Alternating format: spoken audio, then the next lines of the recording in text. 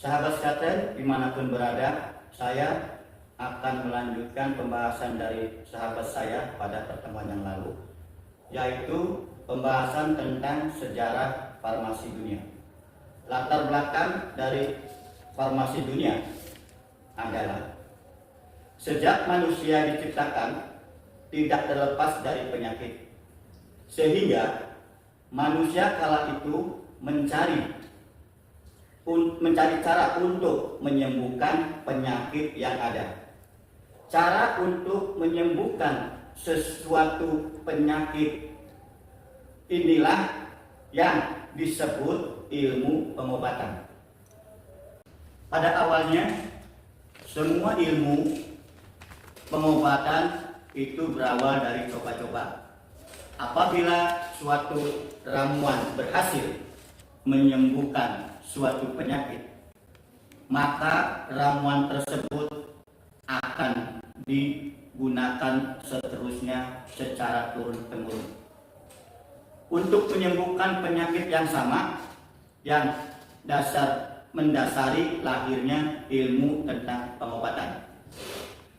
Pada masa lalu, dalam pengobatan penyakit dilakukan oleh seorang tabib yang bertugas mendiagnosis serta membuat obat bagi sang pasien.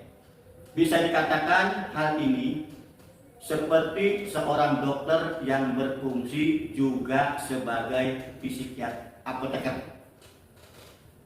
Barulah pada tahun 1240 Masehi, Raja Jerman yang bernama Friedrich II memerintahkan pemisahan secara resmi antara farmasi dan kedokteran.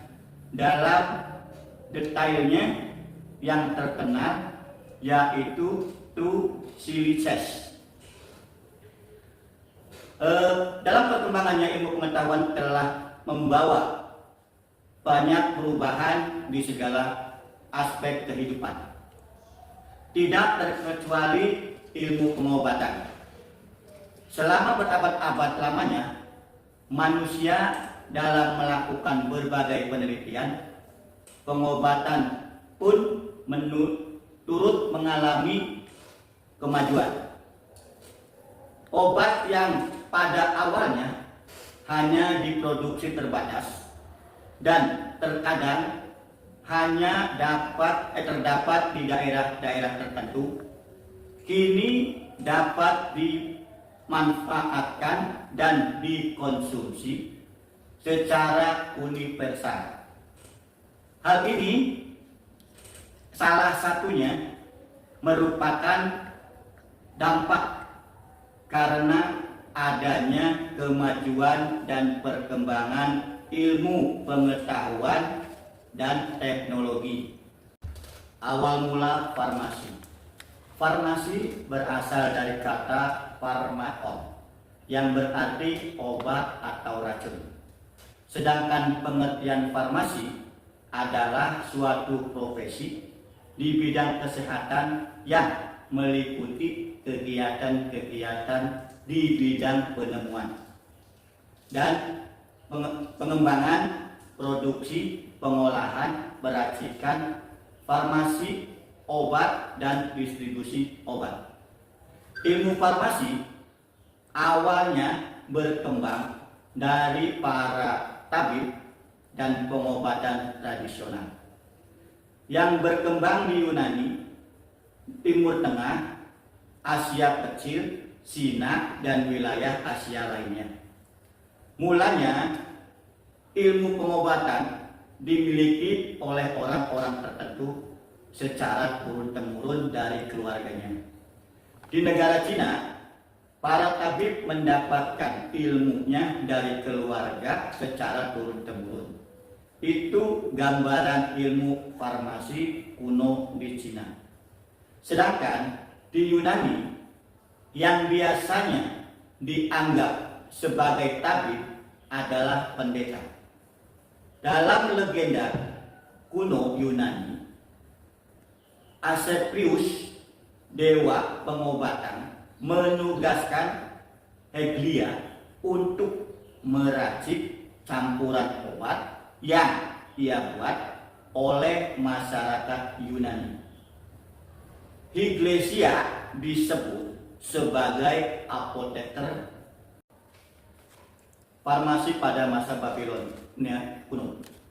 Babylon, permata bagi Mesopotamia kuno, sering disebut juga sebagai tempat munculnya peradaban manusia, adalah yang pertama menemukan dan melaksanakan praktik peracikan obat para ahli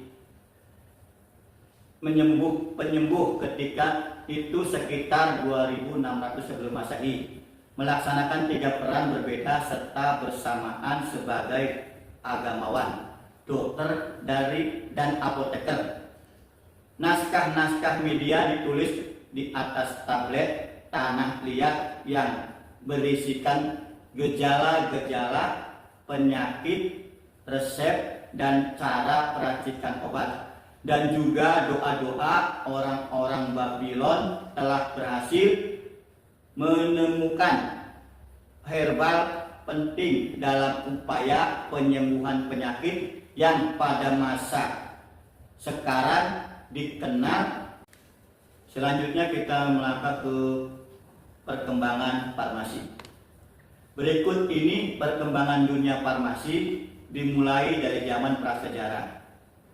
Farmasi telah ada sejak pemikiran manusia mulai berkembang meski dalam bentuk yang sangat sederhana.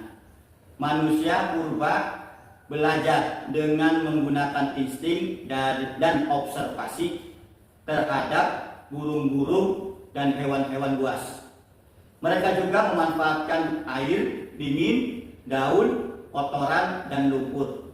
Dengan berbagai usaha yang bersifat coba-coba, manusia purba mempelajari berbagai hal untuk menolong sesamanya.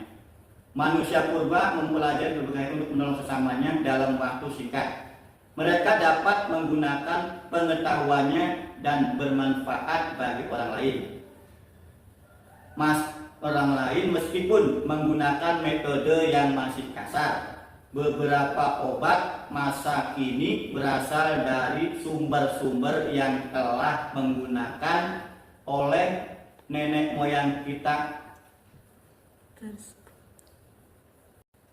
Sekian pembahasan tentang sejarah farmasi dunia yang bisa saya sampaikan. Mohon maaf atas kekurangannya. Saya tutup dengan alhamdulillahilladzi lahu ma fis samawati wa ma fil ardh wa lahul hamdu fil akhirah wa huwa hakimul habir. Wassalamualaikum warahmatullahi wabarakatuh.